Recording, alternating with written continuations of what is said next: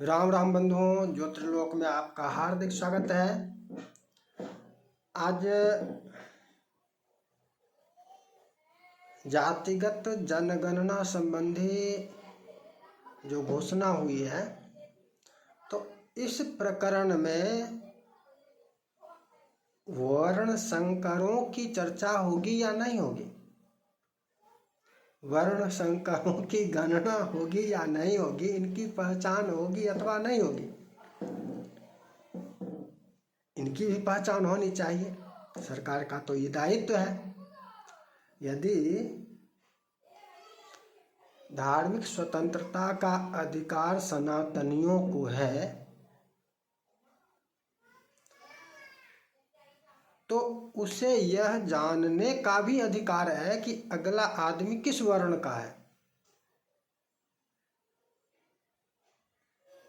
बिना वर्ण को जाने संबंध बनाएगा, मतलब विवाह संबंध, या वर्ण को जानकर वर्ण व्यवस्था, आश्रम व्यवस्था, सनातन का तो यही मूल है।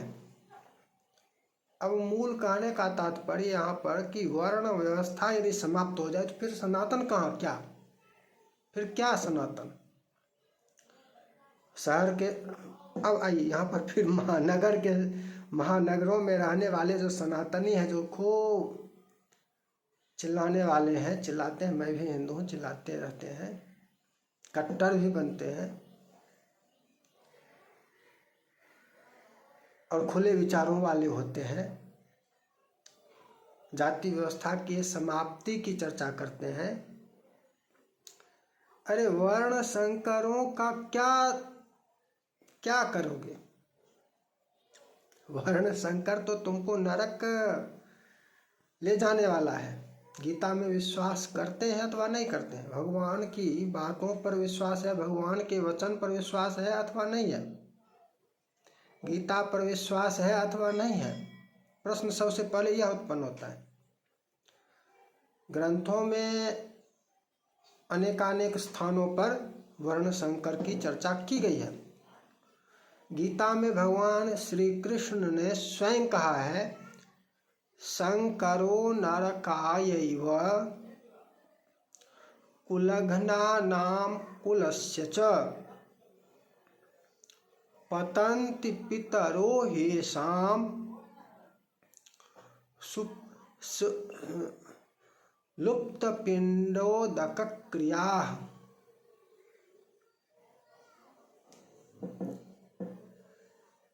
वर्ण संकरों से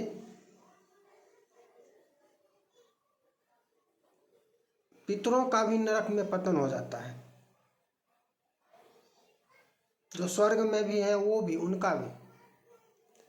आत्म पतन का तो स्वयं तो नरक जाने वाला वर्ण संकर होता ही है, उसको उत्पन्न करने वाला, कुलघ्ना नाम का तात्पर्य वही है कि जिसने वर्ण संकर को उत्पन्न किया वो कुलघ्न है, कुलघाती है। कुलघाती कौन है यहाँ पर? जिसने वर्ण संकर को उत्पन्न किया वो कुलघ्न है, उसके लिए तो नरक में ले जाने वाला कुलघ्ना नाम। और कुलस्य च, कुल के लिए भी।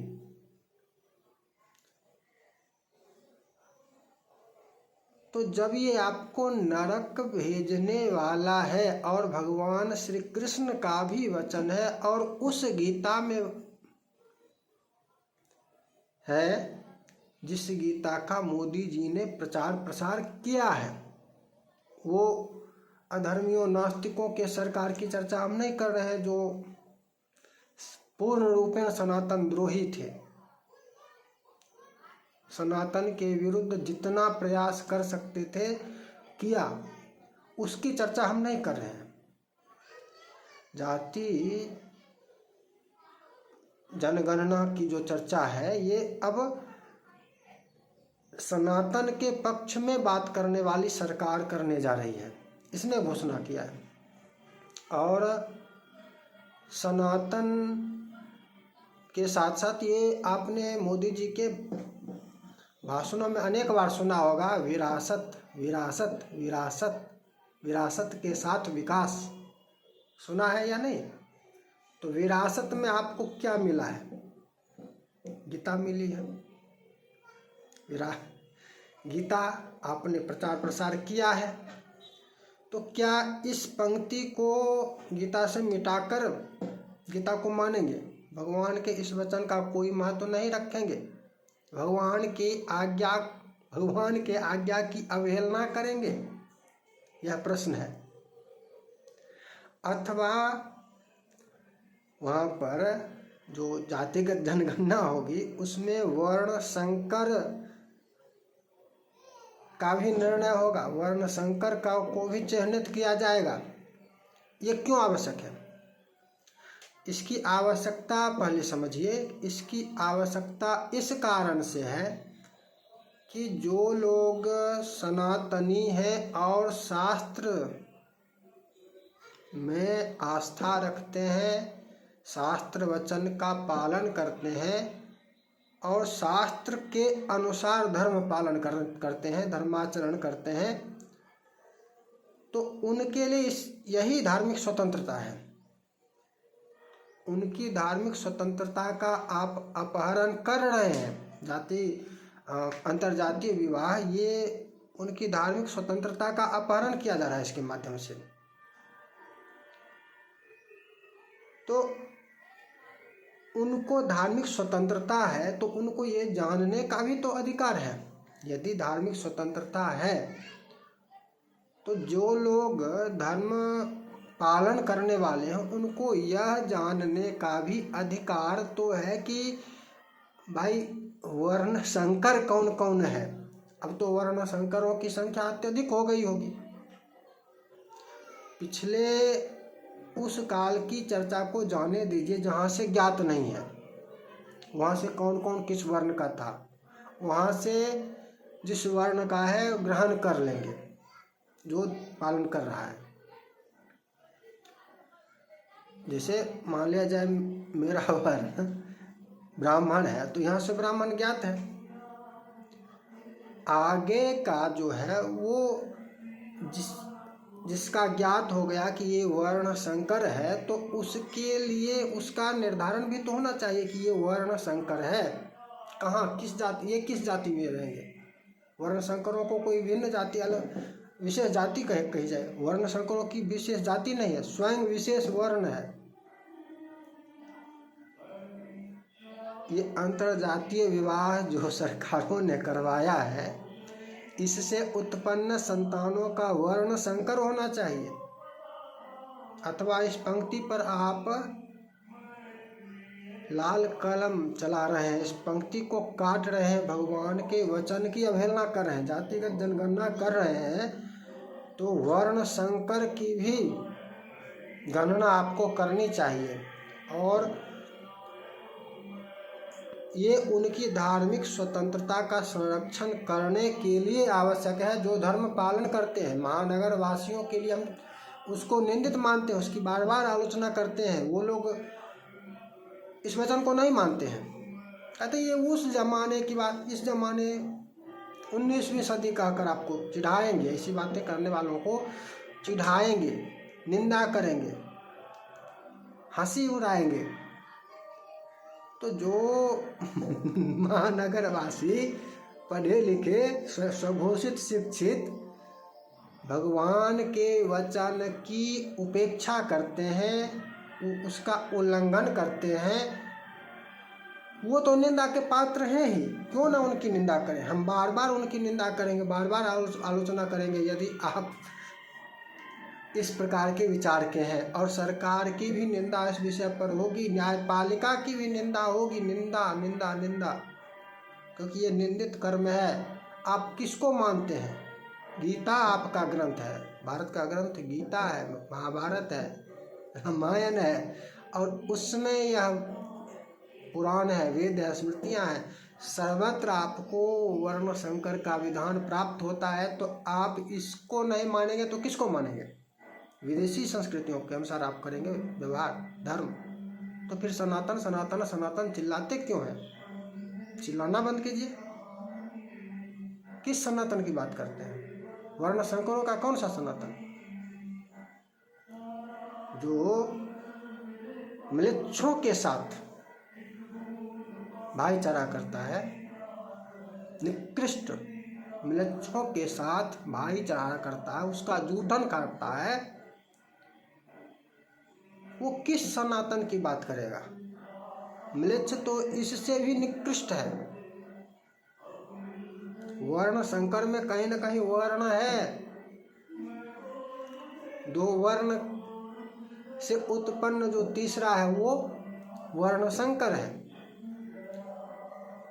वर्ण है। म्लेच्छों में तो कोई वर्ण है ही नहीं।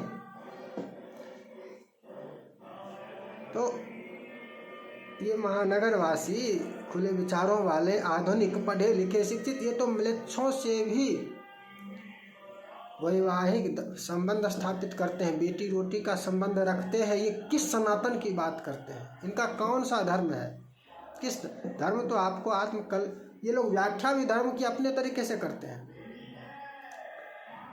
धर्म शांति का पाठ पढ़ाता है, धर्म सहिष्णुता सिखाता है, धर्म ये सिखाता है। वो मूर्खों, तुमको धर्म की चर्चा करने का अधिकार कहाँ है? धर्म की चर्चा का अधिकार ही तुमको नहीं है। धर्म सहिष्णुता सिखाता है, धर्म अहिंसा सिखाता है, सनातन शांति,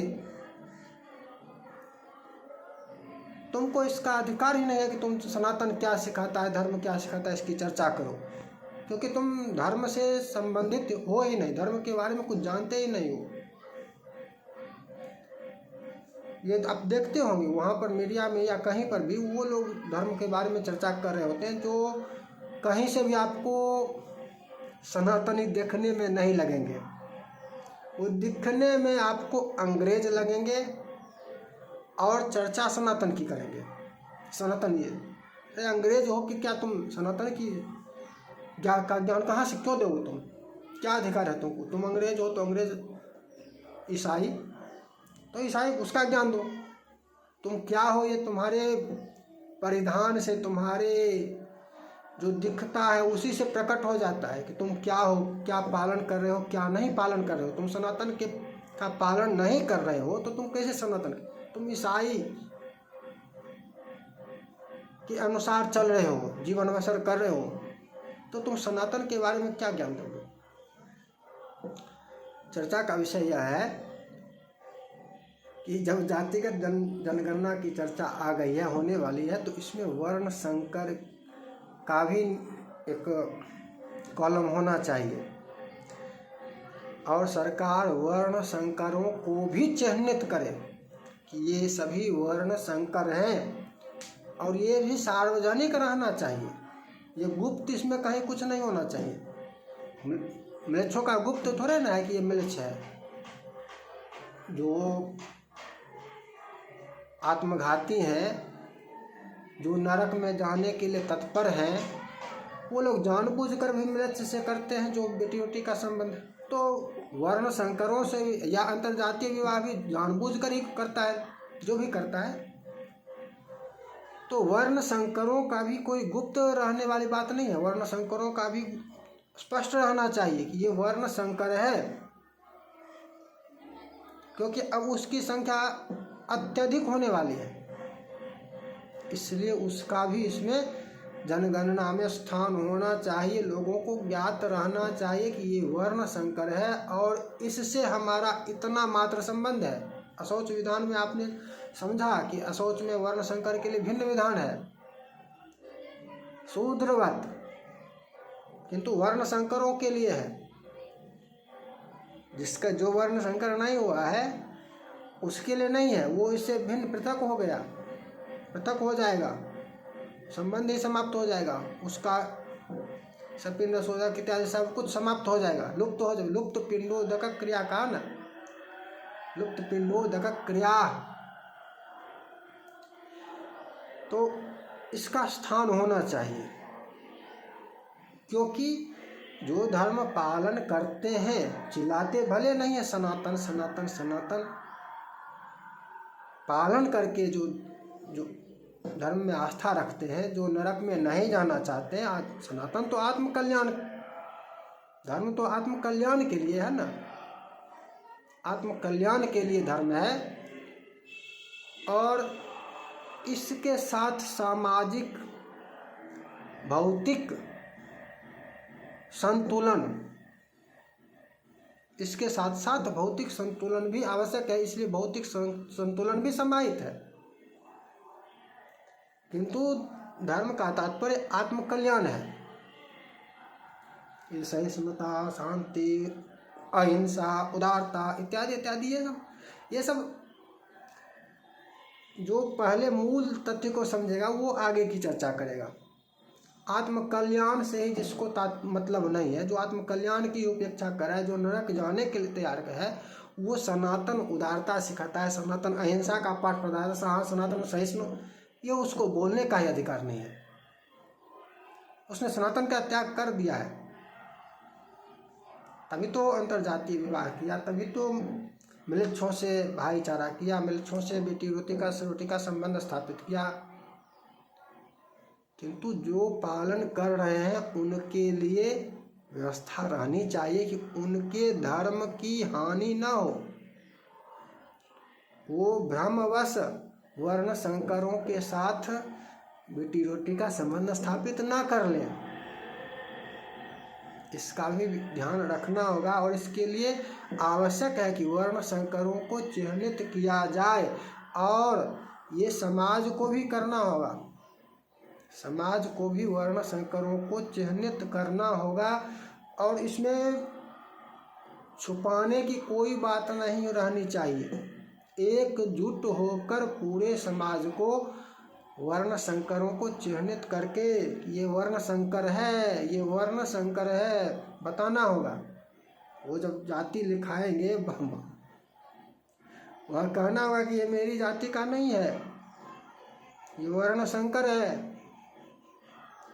जनगणना में ध्यान रखिएगा, वो जो वर्ण संकर भी वहाँ पर कोई न कुछ अपनी कुछ न कुछ तो बताएगा, चाहे बाप पिता की जाति बताए, माता की जाति हो, क्या क्या बताएगा, और कुछ तो नहीं, स्वयं घोषणा नहीं करेगा कि मैं वर्ण संकर हूँ, स्वयं नहीं घोषणा करेगा।